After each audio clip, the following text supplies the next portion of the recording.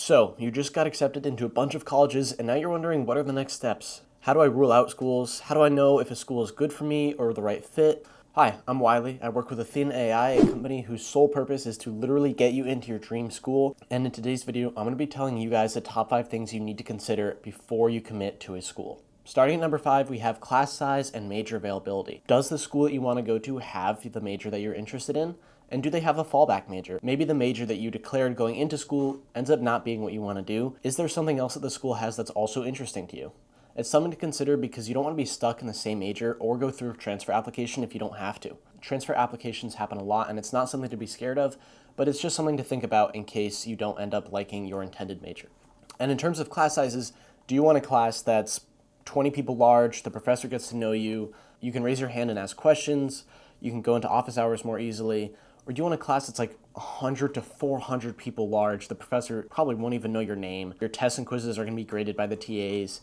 Like, unless you actively seek out their help, the professor's not really going to be there for you. Both can be good and both have their ups and downs, but it's just depending on what you want. Number 4 would be the location of the school and what unique resources it has to offer.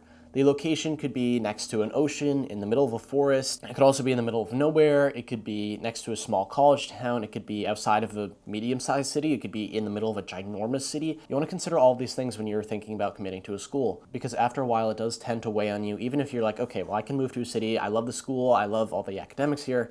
I don't like cities, but I should be able to balance it out. Sometimes you will be able to do that, but other times it's going to weigh on you more than you think.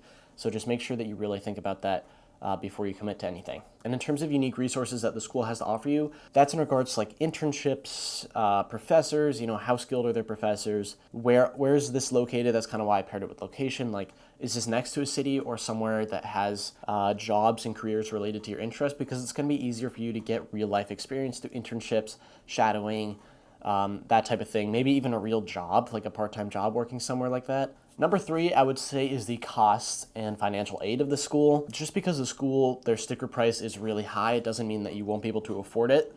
There are way more scholarships than you think there are, and they all open pretty early, so make sure you get the jump on that. But you also want to look at the financial aid packages offered by the colleges. Every admission cycle, huge amounts of money are given to incoming students to help them be able to go to the school that they want. Number 2 would be talking to alumni and professors at that school, if you can. It might be a little tricky if you don't know anybody, but getting the inside scoop from a student is going to be much more helpful than just talking to the admissions officers. As helpful as they are, they're not going to give you the full, what do you call it? Like when they just give you no BS about the school. Well, you get it anyways. And then talking to a professor could help you get a sense of how they teach, what's their experience like, or do other professors have that type of experience? What is their thoughts and thinking behind, the course load, grades, how hard the school is, And then number 1 would be the campus culture.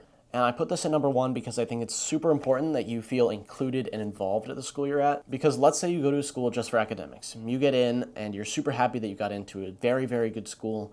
And you just say, okay, if I get a degree from the school, it would look really good. But then you end up not being very happy. The 4 years that you're there, or even longer if you go into graduate school, is not going to be very fun for you. Honestly, from my perspective, having a fun and enjoyable time at college while still challenging yourself academically is way better than throwing away every social thing and just going for the best academic path you can. Like that doesn't balance out for me.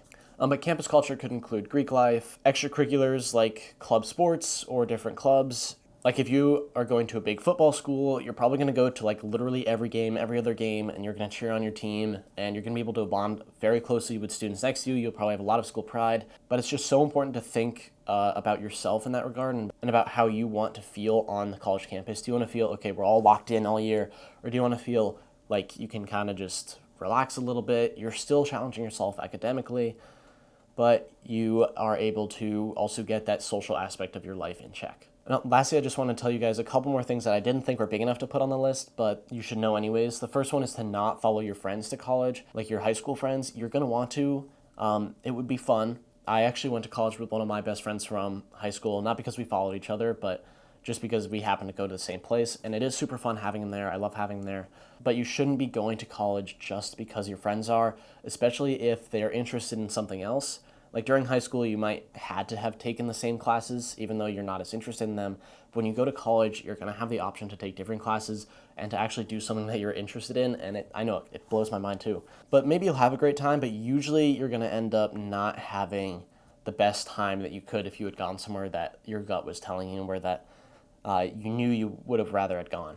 My last thing would be making a checklist, because it can help you feel more confident in your choice. Like, let's say you have 5 items that you check off the list for one college and you're like, wow, okay, like they actually have everything I want. And of course there are things that are going to be ups and downs for every college. Okay guys, well that was the video. Thank you so much for watching. If you have any questions, please leave them down below and I'll get back to you as fast as I can, and I'll see you on the next one.